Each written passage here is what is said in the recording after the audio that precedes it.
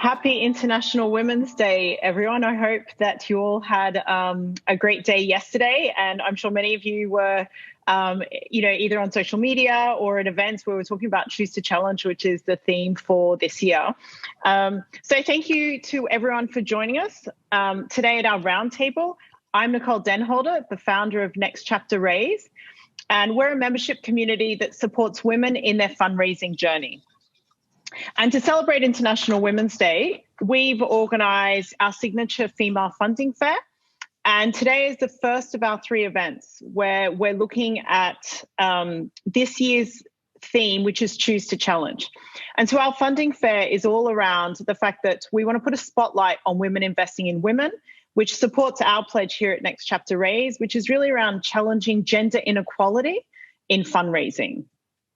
So we're excited to host this roundtable, Women Investing in Women, with 3 speakers who, with experience in gender lens investing, diversity and inclusion, and the broader fundraising landscape. And together, we're really bringing them here today to share their experiences.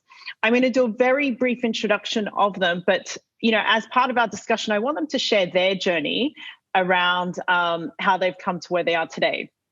So our speakers are Susan Oliver, who's the co-founder and founding chair of Scale Investors in Australia. Susan launched Scale over 9 years ago, and in 2019, it won the Best Successful Exit at the 2019 Australian Angel Investment Awards for Trademark Vision acquisition. So we'll be hearing about that story later on. So thank you, Susan. Hi. And then we've got Jennifer Buckley from SEAF, who's based in Singapore. SEAF recently announced the launch of their Women's Economic Empowerment Fund called SWEEP, with the initial funding from Pedagogern's Pension Fund, which is a Danish pension fund, and targeting here in Asia. So we'll be hearing more about that. So thank you, Jennifer, for joining. And we've also got Virginia Tan, the founder of Teja Ventures, the first gender lens venture capital fund for emerging Asia, which targets early stage tech companies for the she economy. And Virginia has also founded She Loves Tech and Lean in China. So thank you also for joining, Virginia. So to kick off, what I'd like to touch upon is the journeys that have brought each of you here today, and also to the organizations that you're working with.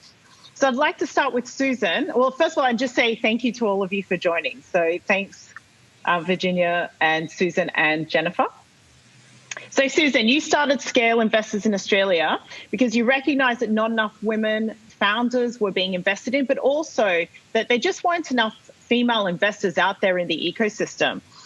And when we chatted before, prepping for this event, you really talked about, part of your purpose is really driving systematic and ecosystem changes. So I'd really like if you could share your journey on how you came to bring, that deep purpose around driving change and your experiences in funding to the launch of Scale Investors. Thank you, and hello everybody. And it's great to be here today, and well done, Nicole, organising this. Thank you. So from Australia, first of all, I've always been committed to working to support women all of my career. And that probably began when I was the first woman to do my course at Melbourne University, and the discrimination and bullying and etc. that I faced at that time. I really set my course to try and help other women who may be facing that sort of obstacle. And I also was mentored by some fabulous women lecturers at the time. So I realised the importance of role models. The second thread to my passion is innovation, and that is about the agenda for change, whether it's innovation in a company or innovation in society in very many ways. But how do you actually get people to embrace the big challenges, because they're the ones we face, and these are the ones that need really good solutions. So innovation has been my thing for about as long as I can remember, and particularly starting in the 1980s, not the 1880s, guys, in industry policy and my work in technology strategy for a then leading company in Australia on technology and innovation. And my third area of interest has been technology, and particularly encouraging women to participate in innovation and technology. So in about the year 2000, I had and still have my own technology startup. I think I've done everything wrong in terms of bringing it to the marketplace, but we've got something really clever. And we started pitching. And as soon as we walked into the room, I could see there was no interest. We didn't fit the profile. We weren't male and we weren't young, and we just didn't cut it. And so I started thinking deeply about what was happening, that this lens of the people selecting or not selecting us was so tinted, if you like. And so I started exploring around the world. I came across Golden Seeds in the United States. I thought what they were doing was great. So about 10 years ago, I said, that's terrific. We're going to have one of those. And they looked very doubtful because they knew how tough it had been for them to launch their company and to build it. And I came back to Australia and worked with some others, and finally with Victorian government funding, not a lot, but a little bit, and with the strong shoulders of two other professional women to stand on, we're able to get Scale launched. And at the time, we knew that less than 2% of all of the money in that whole area right through to the end of VC was going to women, that I think that less than 1% of investors across that same spectrum were women. So, and it's still worse in terms of investors compared with startups. So we're still really seeing a lot of women not participating. So that's really the journey. Scale has been, I think, pretty successful. We've got 85 angels at the moment. We've invested about 12 million out of our own pockets into the companies we've supported. We've found other co-partners, co-funders. So we think we've brought about $60 million to our startups. And as Nicole said, we had a very successful exit. It was more than 30 times. And part of the story is that it was very successful, and the rest of the journey the story on that particular exit, I'd like to tell a little bit later.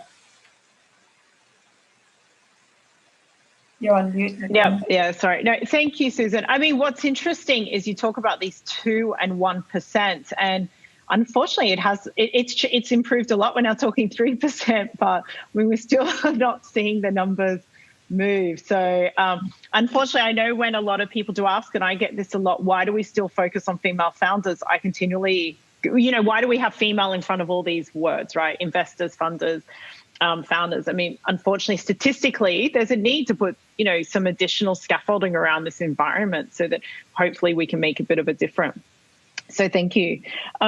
Jennifer, if we could have a chat to you. I know that you started out as an entrepreneur and then moved into finance, into private equity, and you through that developed an interest in making an impact and gender lens investing. And could you, explain more about your journey, what you're doing at SEAF and how you focus on gender lens investing, particularly, you've just announced SEAF coming up. Sure. Thanks, Nicole. And hello, everyone. It's a pleasure to be with you all today.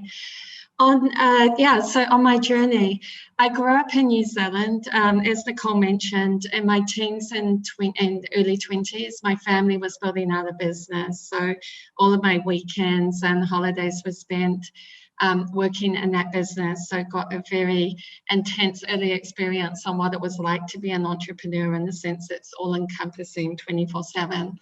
And then I chose to then move in and pursue a more corporate career to have a better control over my time, and moved up to Auckland, worked for one of New Zealand's largest companies, was in an environment where both in the family business but also in that large corporate, early in my career, had great mentors around me. And then I moved to London in the mid-90s and arrived in a situation that was very different from what it was like for a woman in business in New Zealand, and then worked on one of the trading floors at a large investment bank, which was an experience in itself.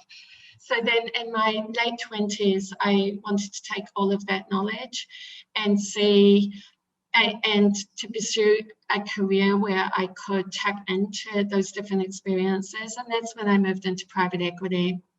And I've been in the industry ever since. I started my early years in private equity working within General Electric in their private equity team. So the types of investments we did, I was generally working with companies where we were investing between 2 and 10 million.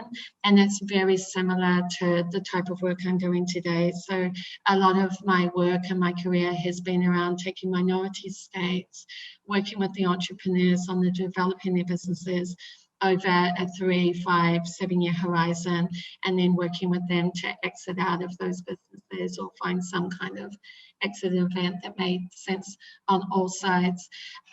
The great thing in starting my private equity career at GE was a time when, as a global organization, the leadership under Jack Welch was very focused on how do we support greater diversity and inclusion across the organization.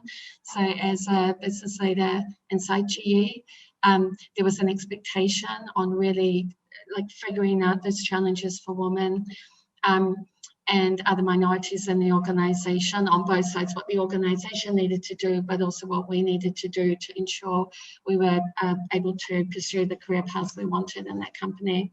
And also I happened to join, which is very unusual in the private equity industry, particularly at that time, what was a very diverse private equity team. So it was very split, 20 women, 20 men, and had the benefit of working with these amazing women. What I would say, sadly, today, looking back at that, is when it comes to investment roles, out of that group of 20 women that I joined the industry with at that time, there's only really 2 that are still in investment roles, myself and another former colleague. And I think that's that kind of explains to some extent my focus today, which is very much on continuing to support greater diversity and inclusion within the investment industry itself, and particularly within private equity, to ensure there is diversity in the decision making in the industry, and also people working in the professional roles, and also to really look at how we can be leveraging investment capital and providing it to businesses supporting women. So in my work I'm doing at SEAF today, I lead the Women's Economic Empowerment team globally. And as Nicole mentioned, we've recently closed a fund that's dedicated, and I can come on later to what that fund's all about, but it's very much dedicated to ensuring that investment capital is going out to businesses supporting women. Thank you, Jennifer. And I really like the fact that you've talked about the minority ownership versus going through that majority or that exit discussion, because that's what we talk a lot. We try and be as pragmatic as we can when we talk to founders around what's the fundraising journey, because we all start somewhere. We've launched, for some people it's like their baby, but once you start looking for investment, there's a lot of things that come into play, and part of that's what's your exits or that investor return. So I'm really pleased we've already touched on that today. So thank you. So Virginia, at Teja Ventures, your roles at Lean in China, founder there. Also, She Loves Tech, which also has a global pitch competition that happens annually. There's a real drive to support women through what you're doing in the she economy.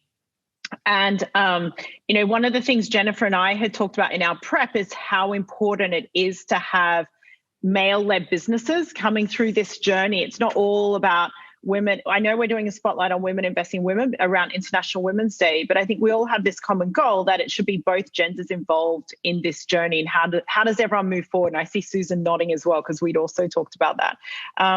So we've talked about this. I'd like you to share a bit about, the she economy, what it is and how you've started focusing on this on Teja Ventures, and also your journey coming to gender lens investing too.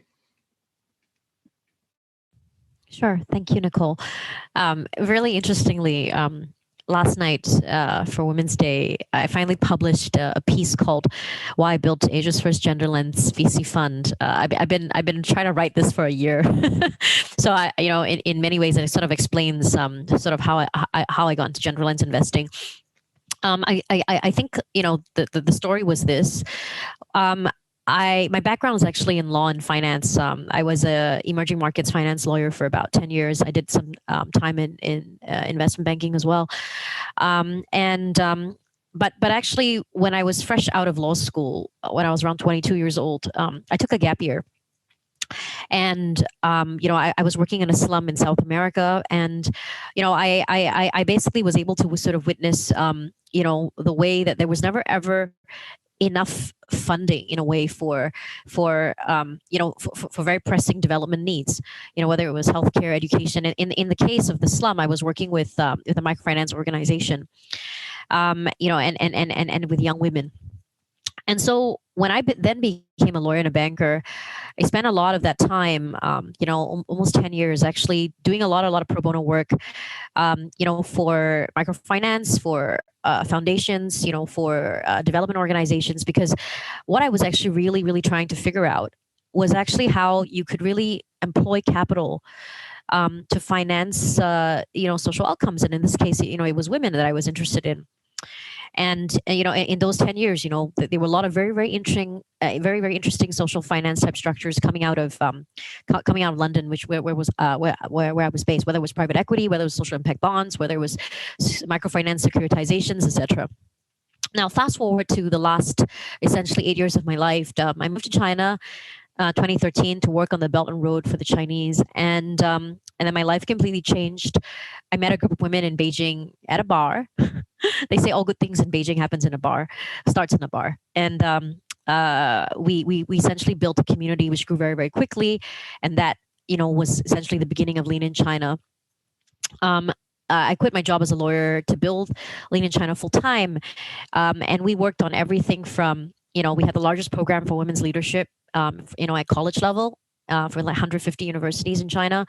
We published data on women in the workplace to try and really understand, a lot of qualitative data, not just quantitative, on what women were really aspiring to, what they wanted.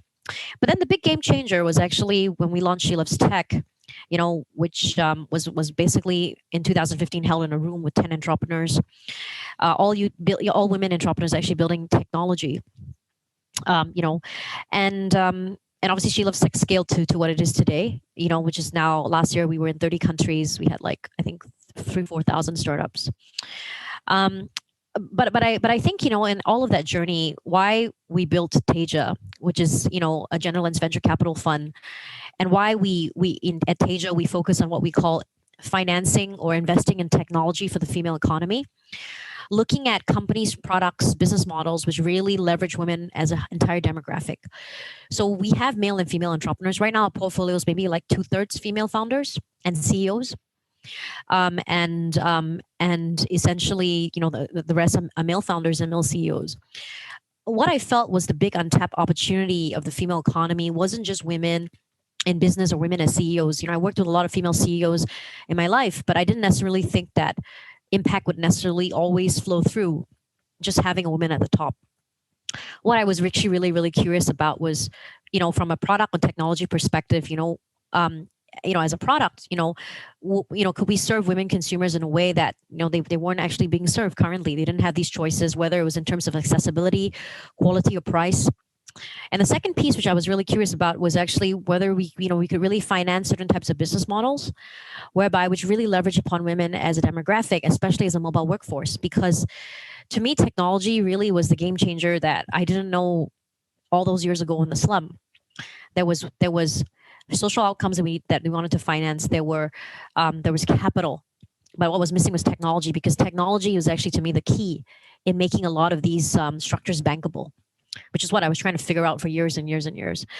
And what is the female economy? So I see the female economy essentially, as essentially, serving the women's market. And, one of that is women as consumers, women as traffic.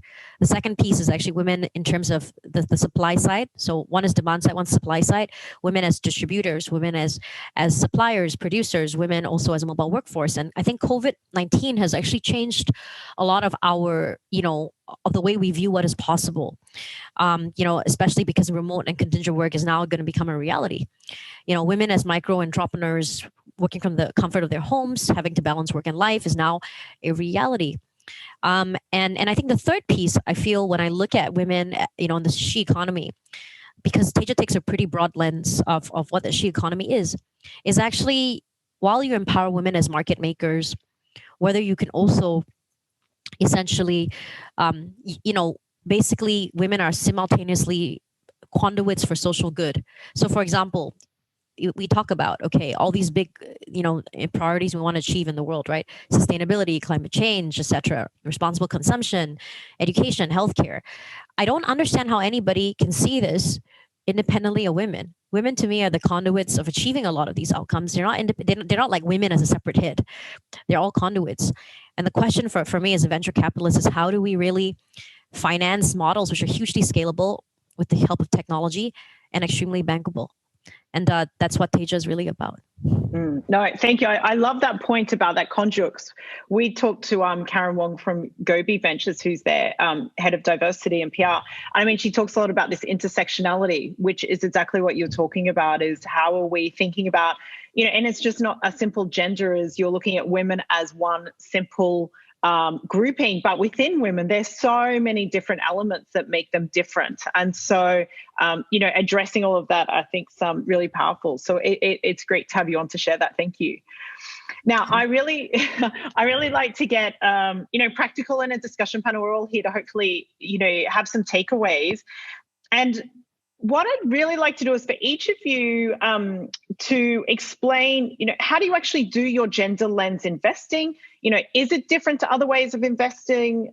Or do you have any tips if we've got any investors on the line today that are interested in gender lens investing? I mean, could you just share your approach at your organizations and any tips or any differences that you've noted? Susan, should we kick off with you? Thanks again. Look, I happen to be one of the most successful investors at scale, so I'll polish my fingernails here and tell you that you should listen. Hey, listen up. Great. Look, I think that I look at the entrepreneur first and foremost, because we have had some excellent ideas, but unless, I think Jennifer said earlier, unless you've got that tenacity, that absolute determination, that hard-working approach to the 24/7, you're really going to fall by the wayside. So I look at the person and try to understand as well as I can their all of those qualities, and you can pick it, I think. I also think that it's really important to look for maturity. That sounds as if I'm being a bit ageist, but I do think a lot of women are coming up with their ideas. They're innovating around the kitchen table at night, perhaps even with the kids in bed. And so there's something that they know and are passionate about, but have the maturity to think through what it really means to be an entrepreneur. They need to be able to listen and be ready to be coached. I'm sure that you've all heard of coachability, a terrible word, but that's if they're not prepared to be coached or supported, then it's not a good angel investment, because there's no numbers. When you're investing as an angel, there's no numbers. You can't believe the hockey stick curves. You really can't. You have to understand the opportunity. I always look for technology as a base. Virginia will be pleased with that, or that it is being used very innovatively. And sometimes these are not new technologies, but somebody has seen the opportunity of that technology to apply it in a way that is really innovative and first in the world. I look for the founders to have an intimate understanding of their marketplace or their industry. And again, the maturity thing plays out. So one of our great founding companies is a company called Handy, which is spelled Handii, and they're just going gangbusters. And one of them is absolutely an expert in the insurance industry and has worked there for 15 or 20 years. And so this is about bringing an approach to look after the small claims within the large insurance companies, the ones that they can't really afford to do particularly well, so they just sort of pay out, and Handy come and they manage that themselves, and they handle that very well. They use technology and a social media way around the tradespeople, that otherwise they really just do a contract job for the major insurance companies. And they were approached from, in Australia, they were approached from the US to do it for one of the major startup insurance companies. So that intimate understanding of their marketplace better than anybody else, and the global opportunity. So they're the characteristics that I look for, but it is instinctive. And when we're talking about women investing in women, I do think that I think it's almost natural. Women will do a better job of investing in women. Men will do a better job of investing in men. And that sounds a bit dreadful to say that, but I think that the men have always traditionally looked at the young or not so young male entrepreneurs and said, oh, yes, I recognise in him all the qualities I had when I was a lad or whatever. So there's something that's innate about the way we can empathise with somebody, understanding their journey through our lens. And I do think women do a much better job of understanding the woman entrepreneur. And it makes it so vital for us to be serving on the panels and making sure that those filters that our women entrepreneurs need to go through are well represented by women. And so, a lot of voluntary time is spent by me and many of our angels sitting on those panels to ensure that we're getting equal representation of women on those panels to give the entrepreneurs a chance. So earlier when Nicole was talking about the ecosystem, this is all part of that ecosystem. It's not just we invest in women, we encourage women to invest in women, we encourage women to understand the technology sufficiently to really see the opportunities for innovation. And we do build our male angels, and we do accept a startup team that has men and women, as long as the woman has a decision-making role. So we can't see it as being only women, but certainly we're biased to try and address those dreadful, appalling numbers around our participation as both investors and entrepreneurs. No, thank you, Susan. I think your points around the panel's quite interesting. In my own experience, I was once a judge at a pitch event. There were 4 of us, 2 male, 2 female judges, and an all-female pitch team came up, and the 2 male judges, innocently, I generally don't think they felt they were doing the wrong thing or there was nothing malicious there, just went, this is yours. And we literally said to them, we said, okay, it was just so instinctive. And we said, and the questions we asked were very much around who's your target audience, what research have you done, it was all around the business. And so we kind of went back to them and said, did you hear a gender-specific question there? And actually, that was, for all of us, a beneficial experience to have gone through, I think. So, greater representation does benefit all of us. So thank you for sharing that. I think also interesting, both you and Jennifer have talked about this 24/7 mentality in founders. And I know so many women leaving corporate think starting a business will not be 24/7. And then you learn that maybe you have flexibility of schedule, but you may not have flexibility of time, particularly mentally. So it is a really deep mental journey you're going through. So I'm really pleased that we've mentioned that. Okay, Jennifer, maybe we could share a bit around the investment that you're doing here. Sure. And so,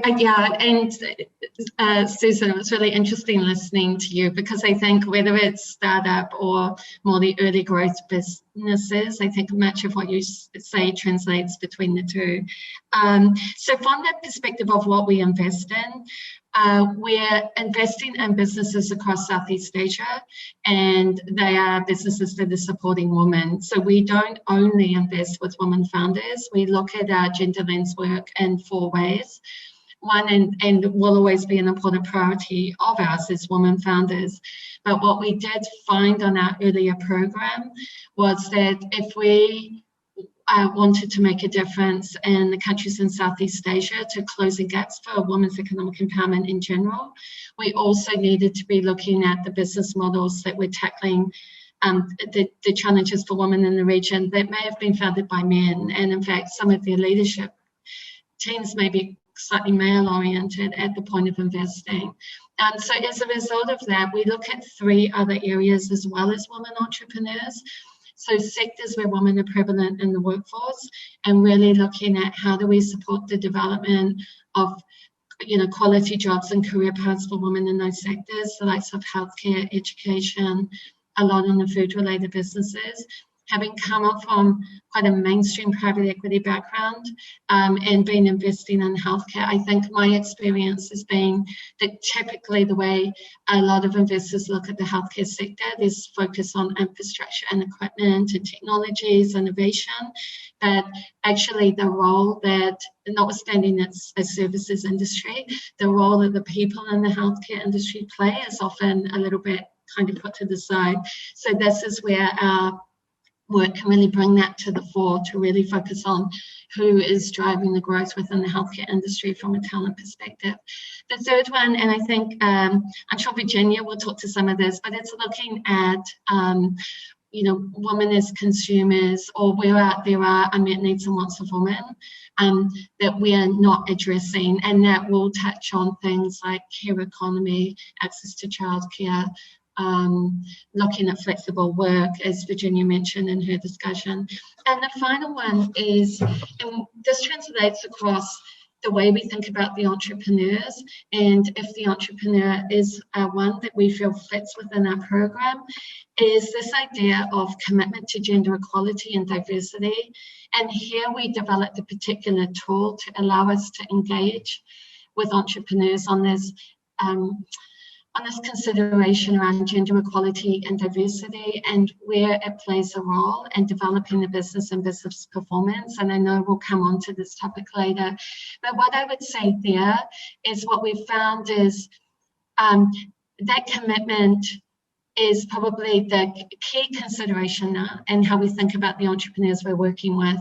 And we see as many women entrepreneurs that aren't committed to gender equality as we see male entrepreneurs that are absolutely passionate about this area. So I think, that's a reason why I feel it is in any discussion around this quite important to really look at the men, the role that men are playing in this area. When it comes to, because I want to pass over to Virginia, but when it comes to what we're looking for in the entrepreneurs we're working with, often what we're finding, particularly when it's women entrepreneurs, is this point around many of the businesses being founded in the region by women are often at that point when women are rethinking their priorities.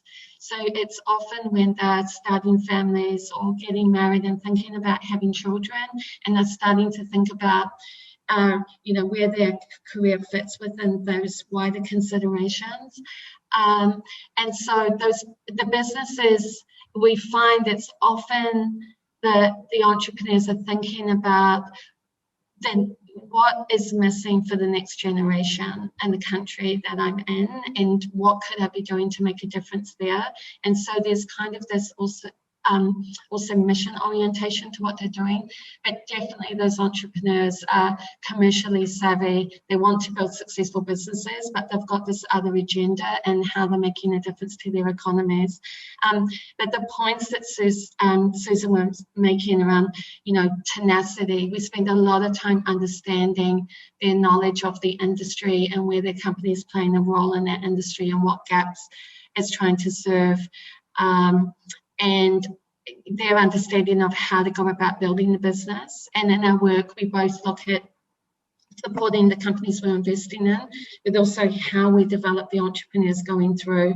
So really spending time with the entrepreneurs on what are the skills they need to grow a successful business, and having those long-term mentoring around those entrepreneurs on those business skills as well, what foundation needs to be put in place in order to scale.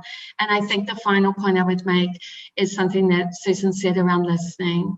It's really important for us when we are working with an entrepreneur, we're coming in to be a partner alongside them. So really being able to share ideas and listen to each other is quite important for us. So, you know, if the entrepreneur feels that they can build the business by themselves, and they only want financing from us, then that's probably not one that we'll be spending as much time on versus where we feel that there's a real partnership and a goal of working together to build value in that business. Yeah, thank you for that, Jennifer. And that venture building concept you touched upon at the end, I think is really important. And that we've heard coachability, listening. It's interesting. We've worked closely with a male investor over the years, and he specifically seeks out to work with female founders because he wants to venture build with them. And that listening and that working together for him, he was just finding that worked better in terms of the industries and the founders he was looking at when he actually ended up working with women. So it's interesting that theme kind of does pop up a bit. So Virginia, if we could, if you could share with us, please. Sure. I'd like to touch upon, the two big themes I think that the previous speakers have raised. I think one on the role of men, and the second one on venture building. Actually, this is some of the lessons that I've learned along the way. When I did my first deck for Teja, okay. Like everybody else, I think I was just really focused on female entrepreneurs. So that was what my first deck on Teja looked like, especially because she loves tech, mainly female entrepreneurs, etc. I took my deck to a mentor of mine. This was, I think, February 2017. His name is Vineet Rai. He's the founder of Avishkar, which to me is actually one of the most successful impact funds in the world. And I showed him this deck, and he said to me, Virginia, you got to think harder. You got to go deeper. You need to see women as an opportunity, not just as a screen. And I think that was really, really powerful for me. And so I went back. I think I've done my deck at least 200 times by now. And I was really trying to understand women as an opportunity versus women as a screen, right? And I also felt, given how pragmatic the Asian market was, I just didn't feel the sense, especially 2 years ago. Now maybe it's a little different, that diversity alone was a strong enough or compelling enough gender lens for people to actually put money into a fund. So that was the first thing. The second thing is, I felt as a venture capitalist or as an investor, what you're really looking for, is companies which actually obviously fulfill your thesis, but you're always looking really for the best talent in the market. And so because of that, I felt like we could not exclude men because men are half of the talent, right, in the market. And actually a lot of my thinking was that, if I found the next Muhammad Yunus or Jack Ma in my portfolio, I should really be investing the hell out of him. Because if you look at what Jack and what Muhammad Yunus built, they build empires, which actually have women actually as the core consumer, and very often, the seller as well. So that was what was really powerful for me, right? And then when I built my own fund, Teja has 4 partners, two women, 2 are men. And obviously, I picked them not because they were men or women. I picked them because they fulfilled very unique roles in the fund. And what I realized is that when we come together as an investment committee, how different those views really are. One of my partners really cares about the founder. One of my other partners really looks at the scalability. What that upside is going to be. Another founder really looks at the hard fundamentals. Supply chain economics, unit economics and stuff like that. But I felt that that to me is was me like really, I think practicing what I preach, right? Because diversity goes both ways. And it's the same thing when we recruit as well. And the other thing which I found really interesting is that in the early days, our very early investors, they were women. But in recent times, actually a lot of our new investors are men. And actually, with quite a commercial lens. So it just kind of showed me that, when I speak, there's a story I like to share actually about women's empowerment and the role of men.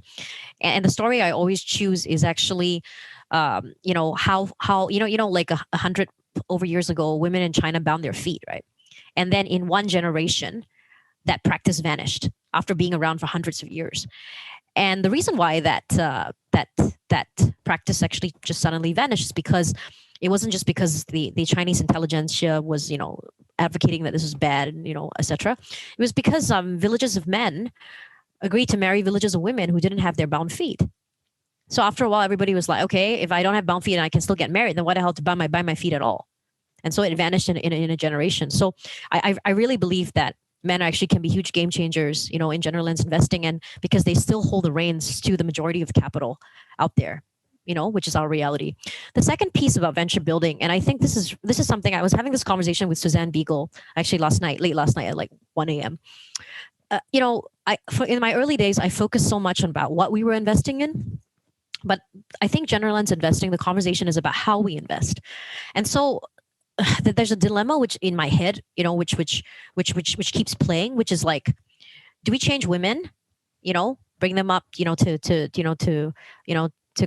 sort of interact with capital in the current state of the world, or do we try to change the game? Do we try to change capital? I feel like the answer is probably got to do a bit of both. And so this takes me to a little bit about venture building and about how you invest in women. So one of the things that I'm noticing is that generalizations, which I don't like, but generalizations. What I'm noticing is that women are actually really, really focused on revenue and sustainability, and men are usually really focused on scaling and growth, right? Generalizations, okay? And this is what a lot of the data supports. But the truth is that in the venture capital industry, venture capital rewards growth. So in the early days, if you have great revenue, but actually don't have a pathway to growth or scale, you're still not going to get funded anyway. And so what I've noticed is that I keep seeing this. Like I'm actually not really quite unconcerned about women's ability to actually create revenue. I see that all the time. But the truth is that there is a gap in the perception of venture capitalists and the way women actually build businesses, or the way women understand. So a lot of the times when I say about venture building, there are a couple of ways, right? And I feel this is some of the methodology we've been developing at Teja, which I want to be, because now we've done it with 5-6 companies. At first we were just trying it out. The first thing I think is to really bridge the gap in perception between a women founder and a venture capitalist, regardless of whether they're male or female, to be honest. Okay. Because an entire field of venture capital was built around certain types of behavior, which, to be honest, are more likely to be exhibited by men than women. It's all based on risk. Women are more risk averse. So to bridge that is to essentially help founders understand what is it going to take to help them raise money. And so we've been doing three things with founders. The first thing, which I think is really key, is about helping founders understand positioning of what they're building. I've started to notice that a lot of times, not all the time, but many times, women are viewing the world through, I would say, a more social lens. And venture capitalists, that used to scare off a lot of conventional investors. So I'll give you one example. It's in our portfolio, actually. We have a company called Frontier Markets. We're really proud of them. They're growing hugely now. When I first met them, they called themselves Rural Energy Social Enterprise, because women in rural India were selling solar torches and TVs and fans and everything to rural consumers. I watched them pitch 3 years ago, and I said to them, you're not really a rural energy social enterprise. You're really last mile distribution and commerce, except that you just started off selling solar and products. And just by changing that one positioning in one sentence, that completely changed who they could actually attract. The second thing we did with them is I said, take our money, change your positioning, but you're doing exactly the same thing. You're just calling it something different. And build a technology. And once they built those data systems, and now every single rural women agent has a smartphone, right? Now they're talking to some of the top venture capitalists in India. But my point is that it was that gap of perception about what you're doing and the way the market perceives you. And the second piece was technology as a game changer. And the third piece I started to realize is that I really don't think I need to teach women how to build businesses. What I felt that what I really am starting to realize Teja is really for is to help them actually or structure capital raising, which I think is exactly what Nicole's trying to do. So, a lot of respect to you for that, Nicole. No, thank you. We're launching a new capital program shortly. And interesting, I was chatting to someone about that today, and they said the one thing we're not doing is helping you structure your business or your modeling. We're looking at the program you go through to kind of help you scale, grow, and get funded for that. So I would agree that's certainly one of our findings. I think what's interesting, because we ran a roundtable at our funding fair last year on a lot more focus on femtech, and this year with the women investing in women. And what I really like that you've all addressed, and we did last year, is we've moved past maybe gender lens investing as just a female founder, that for each of you, there's multiple pillars there, and that men are part of that as well. So I really like that broader discussion, I think, is really important for all of us to think further and think deeper. Now, we've got a bit of time before we want to jump into questions. And what I just wanted to ask each of you, and we'll start with Susan, was, around the fact that, I think you've all alluded to this already, but there's really positive financial returns investing in women. And let's just get to the numbers. This is what's quite important, I think. And, there's a lot more research showing this. And, I'd like to really show some positive discussion around, women are building businesses, they're successful, they're having exits. And if you could each share an example of a really positive investment opportunity you've had, that would be great. Thank you. And Susan, let's start with you. Thank you. So I've referred to Trademark Vision, as has Nicole. And Trademark Vision began actually with our CSIRO, so people who understand Australia a bit know that it's a publicly funded research organisation, and a woman who came up with an image recognition capability, which was she teamed with AI, and she applied it to trademark searching, which was very pragmatic. I mean, she could have used that for security and many other issues, but she wanted to actually focus on what she knew was a gap. And so she could search a trademark, an image, and later she developed it for three-dimensional images in minutes, which had taken trademark attorneys weeks or months to do. So it was clever. It was advanced at the time she came to us. It was advanced technology. And she was a scientist who really understood her thing. We teamed her with one of our angel investors who became her chair, and her name was Lauren. So I'll talk about Lauren, and our founder was Sandra Mao. And so it was actually really important that we teamed them, because Lauren brought an international understanding. She's from the US, she's worked in various places around the world, and she has a very strong commercial business building experience. Sandra didn't have that. She was a technologist. She is still, I guess, in many respects. So it was the teaming. If we hadn't have had Lauren, we would have looked to Sandra to build her team in that way. But Lauren guided her to help her build the team. And Lauren was also very keen on seeing that this was a 5 to 6 year journey for our founder. So we don't always invest for an exit, but often that's what we're looking for in our returns. So it's probably one of the weaknesses in the model, or the limitations of the model, really. However, the outcome was that after about 3 years, Sandra got a customer who was clearly going to be an interested party to buy her, to acquire her. And after 5 years, the chair was able to work with the founder to create an auction process, a competitive bidding process. And Sandra had only ever taken on a very small amount of capital, about $1 million in total. Perhaps it was the weakness of her and her risk, Virginia, and I think we've all touched on this a bit, that she didn't want to go back and raise any more money. And so we steered her towards an exit. Now, had she decided to go out and raise more capital, she might have got a much larger exit. But she sold it in US dollars for $30 million, and she'd only ever taken on $1 million of investment. So perhaps it was a $50 or a $60 million sale that she could have made, but she really didn't want to take on any more capital. For the investors, for an angel investor, that's a very good time frame. 5 years, and it's obviously an excellent return. And I think it showed two elements: that there was a very, very strong technology. It was being applied to a problem that really was very real, and it just became obvious to any legal firm that this is what they needed. And we had the opportunity with our angel coming on as chair, strong background herself in image recognition and strong international commercial background, that they just paired it and they were dynamic together. Yeah. Thank you. That's fantastic. Congratulations. And I just wanted to, I know I mentioned this at the beginning, but because of that,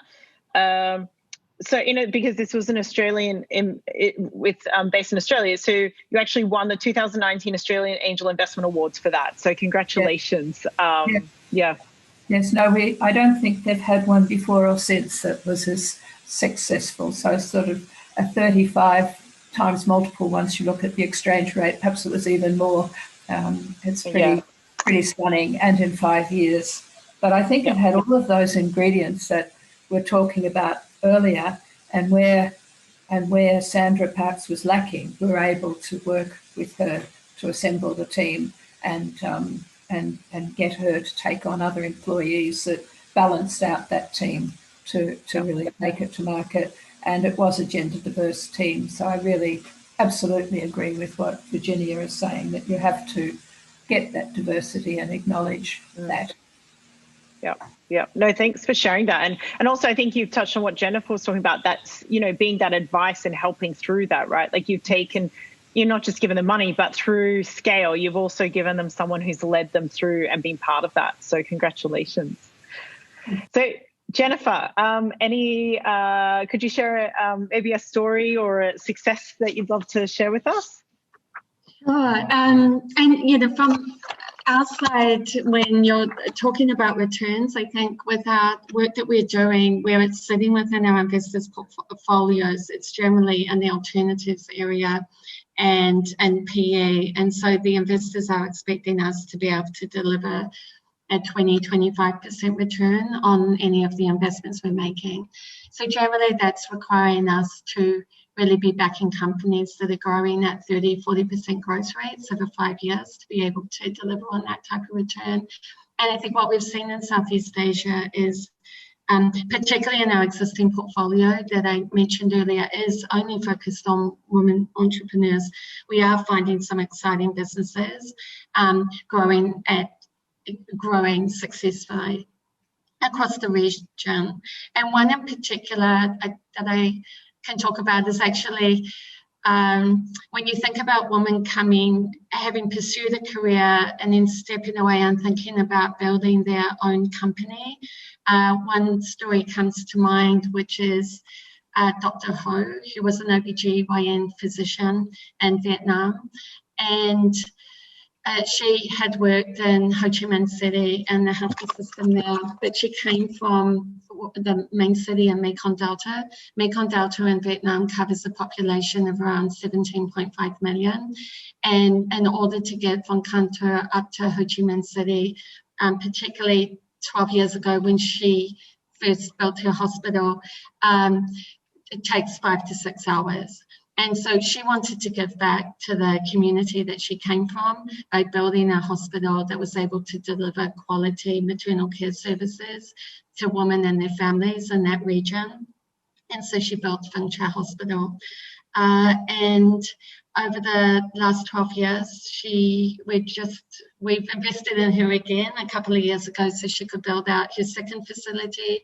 And then this week, on the weekend, she's just about to open her third hospital in the region. Wow. And that facility has made, I'm just conscious of time for Virginia, that facility has made a huge difference to the quality of healthcare for families in the region, and also ensured that they have not had to drive, because for maternal care, driving 5 to 6 hours to get support, it's not practical.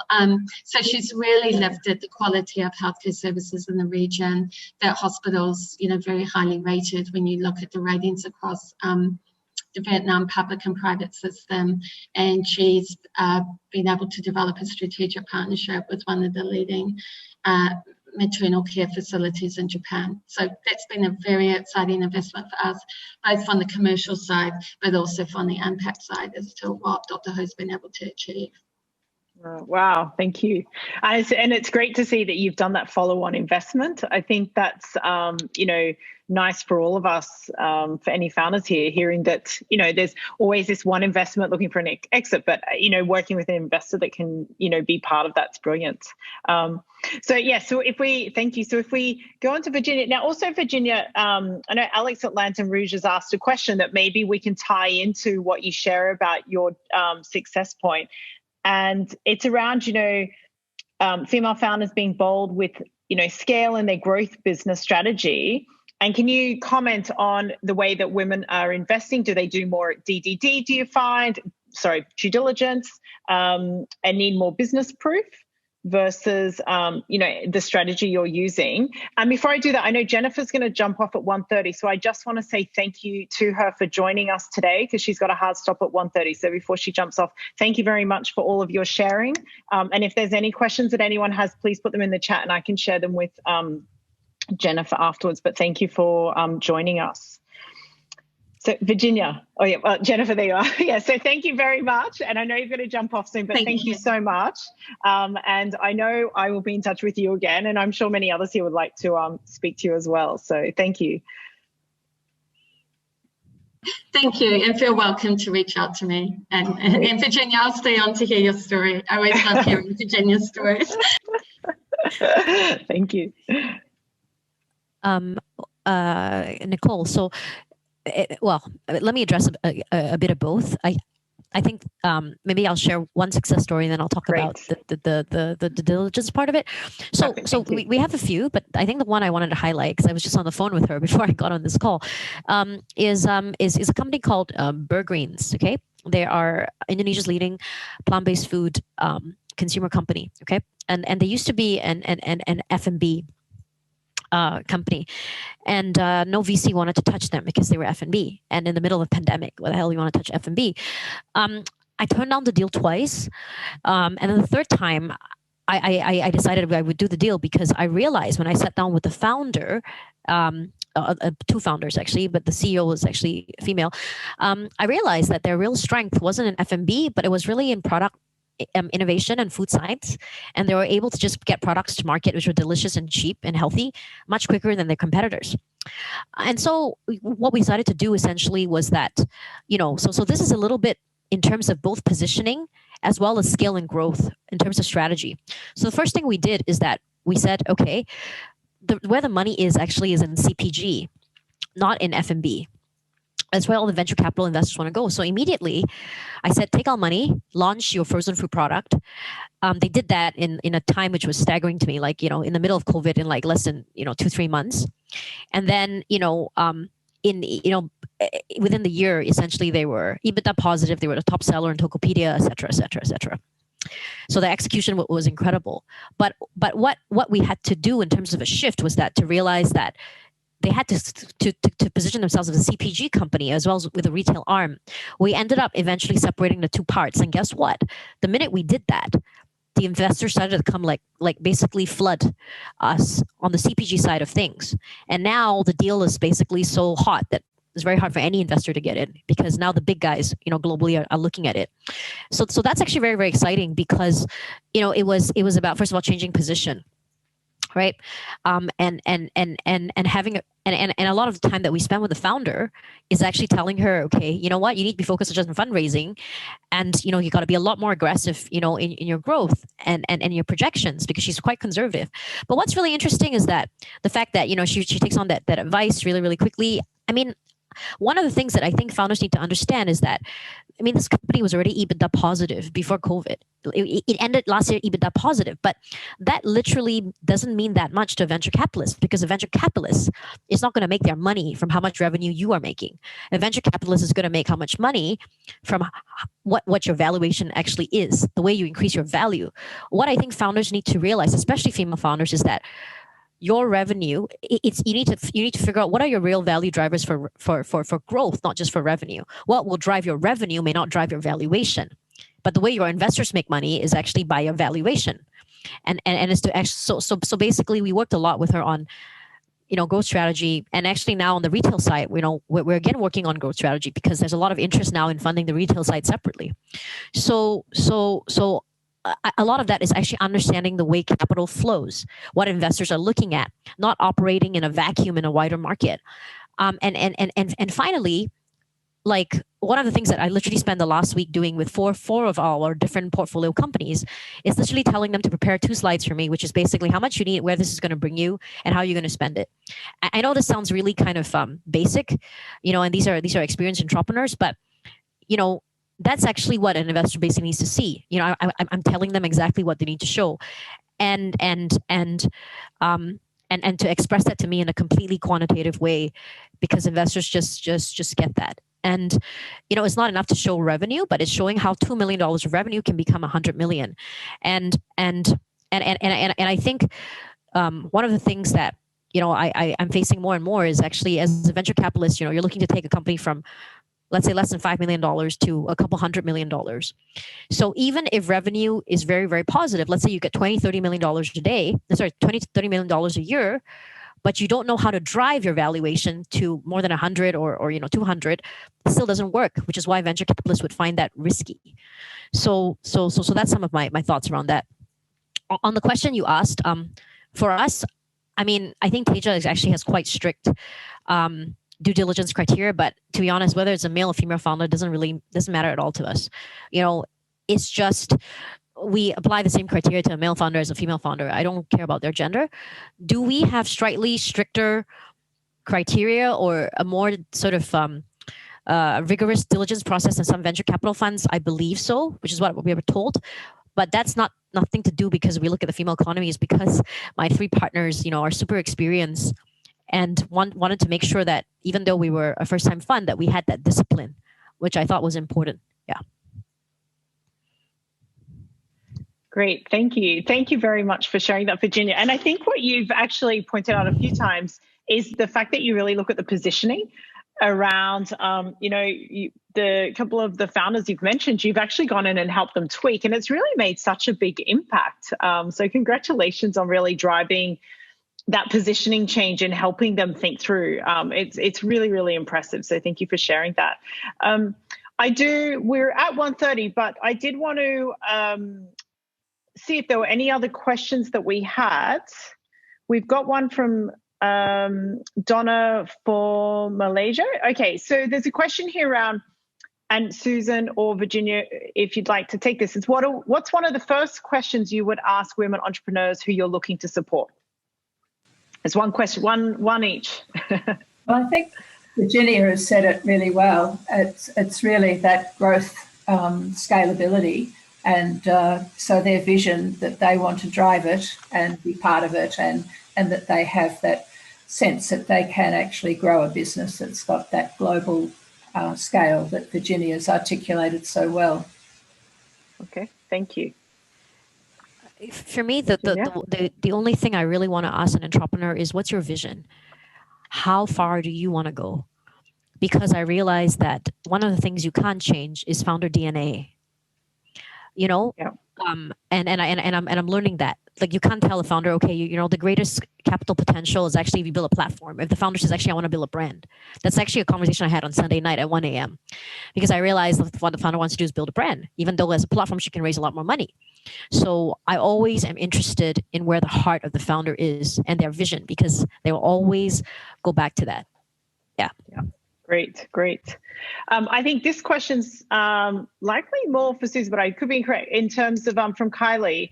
Has said, thank you for sharing, but as an Australian-based business but scalable global potential, should I focus on getting an Australian investor or international? Actually, both of you could, if either of you has a comment on that.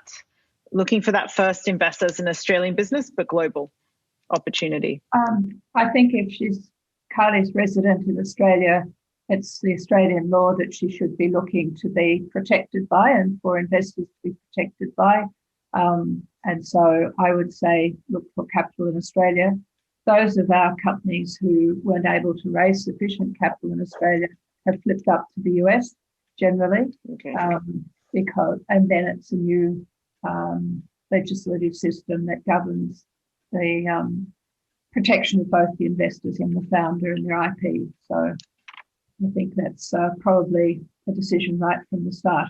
Are you an Australian company or are you an international company, and where are you going to be located, and what law or legislation do you want to be covered under? Okay.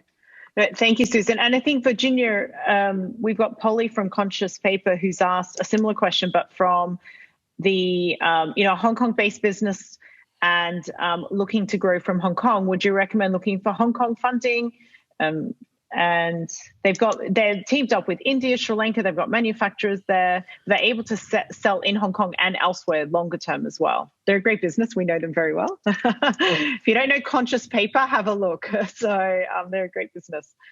Sure. So I think, the first thing I want to talk a little bit, going back to a little bit about growth and scalability. I don't expect all the companies in our portfolio to go global. Quite frankly, with a few companies in our portfolio, if they conquered Indonesia, to me, that is more than good enough. We have companies in China, like, to be honest, if they just did well in China or in a big city in China, we are good. So I never feel like a company needs to scale globally. I think a lot of times, and as part of a venture capitalist, we focus a lot on exit analysis when we invest, not after we invest. So we have a clear idea on where we believe, what we believe the market will pay and who's going to pay, or how that exit will happen. So I want to tell founders, never feel the need to be like, okay, I'm going to, be in like 50 countries across the world, share your vision and actually figure out where your focus is. Some people really just want to focus on, let's say, like in this case, Indonesia, or if you're in Singapore, you have to do regional because Singapore is too small. Or it's like, actually, I just want to build this business for 5 years and I definitely want to exit to like a big company. Fair enough. And then it's about finding the investor who actually aligns with that vision, I think it's more than just about attracting capital. Now this leads back to both of your questions about, should I find capital in Australia? Should I find capital in Hong Kong? You should find capital from investors who are aligned with you. A lot of times that means people who already know you, especially if they're angels. A lot of times it means people around you. So, for example, if you're focused on the Indonesian market, a lot of times people who really care about the Indonesian market are the Indonesians. So it makes a lot of sense to get money from angels in Indonesia. Increasingly, the Japanese are very interested in Indonesia, for example, and other players who want to get into Indonesia. So I think this question is not about me telling you the answer. It's about you understanding your environment, who is aligned with you, and the thing which I like, which was the one way that we love to invest, is alongside other strategic investors who we know can bring value to the company. So what Teja actually likes to do is that at an early stage, we try to identify who we believe can be very, very strategic for the company and try to bring them in early. That, to me, is a smart way of raising capital. It's not like, obviously, people who support you, who really believe in you, and then after that, who can be very, very useful to your vision. But the key to knowing who's going to be useful to your vision is to have a vision and then to bring on some of these people, you see? And because you have the vision and these people are going to be strategic to your vision, and that goes back to you, the founder. Yeah. That's fantastic. And I think that the discussion Susan's had around this vision is just critical. And I'm really pleased you've mentioned that, because sometimes we start businesses in a way that may not be on the radar. We might have views, but actually solidifying what that vision is, where you want to go, I think is really important, and being able to very clearly explain it. Because I think, to get across to, say, Virginia, you or Teja, you want them to be able to say, this is it, right? In terms of being succinct in it, have it kind of, whether it's documented or not, but they know where they're going, because that drives their founder journey as well. Yeah, and being very clear about it also means that, let's say I listen to something and it's just not for me, it's just not part of my thesis, but because you're so clear in your vision, I'm like, okay, you know what, you need to talk to these guys. This is exactly up their alley. So many people have done that, So yeah. Yep. No, thank you. If we have no other questions, I'm conscious we're at 1:40. Is there any last questions? Otherwise, I'll wrap up. I don't think there's anything else in the chats. No? Okay. Well, thank you very much to to Susan and to Susan and Virginia. Thank you very much, and to Jennifer, who's already jumped up. But really appreciate your time and sharing your perspectives. The work you've done, the companies you've worked for, and you've been really very practical in your sharing, which I really appreciate, being very specific. And I also really appreciate that you've shown us that gender lens investing is there's a wide element around that. And it's not just I'm looking at a sole female founder. And so I appreciate that we're looking at how are men part of that journey, but how are we also working with women in a much more broader arrangement or, ecosystem. So I think that's really important. So thank you both very much for sharing today. It's a pleasure. Thank you. So before we jump off, today was day one of our female funding fair. I wanted to mention that we've heard some great stories of female founders, and on Thursday at the same time, 12:30, we're doing a founder showcase with some fabulous female founders. I can see one online here. Alex from Lantern Rouge will be talking to, Kathy Cole from Motif, and also Fei Yao from New Campus, hearing about their journey and hearing all about how they built their business, and really an opportunity to hear from founders. And, it's not always an easy journey, but hopefully a fun journey. So I'm looking forward to hearing some inspiration to keep us all going, which is great. And also post-COVID, the fact that they're still standing here, I think is wonderful. And then what we'd like to do is, this was Choose to Challenge is the theme for International Women's Day. We've talked about, our focus here at Next Chapter Raise is challenging gender inequality in fundraising. One of the ways we're doing that is through this female funding fair. We're also launching our new capital program next month, which we'll share with everyone after this. But that's a 12-month program, an exclusive club to support female founders through their fundraising journey. And the goal there is to save time, be in a small cohort that really understands what you're going through, and hopefully get to those goals that you'd like to achieve in terms of your growth and scalability, which we've heard a lot about today. So thank you all for joining us and taking the time out of your busy IWD schedule, because I know there's a lot of events happening. And so I'm so pleased we've had so many people on today's call. So thank you to everyone, and enjoy the rest of your day.